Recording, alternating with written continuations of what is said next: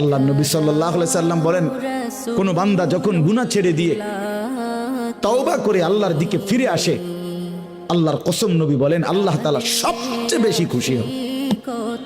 আশাদ্দু ফারাহান, আল্লাহ তাআলা সবচেয়ে বেশি খুশি হয় কখন?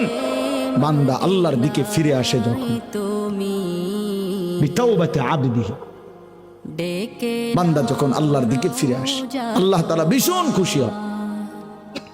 গুনার নাফরমানের জিন্দেগি ছেড়ে দিয়ে আল্লাহর দিকে যখন ফিরে আসে, আল্লাহ তাআলা তখন 7 আসমান সাজিয়ে দেয়। ফেরেশতাদেরকে বলে, আসমান সাজিয়ে দাও, জান্নাত সাজিয়ে দাও। ফেরেশতারা 7 আসমান জান্নাত সাজাইয়া ফেরেশতারা জিজ্ঞেস করে, মাওলা আসমান কেন সাজাইলেন, জান্নাত কেন সাজাইলেন? তো আল্লাহ তাআলা বলে, আসলাহাল আবদু মাওলাহু, শোনো আজ এক গোলাম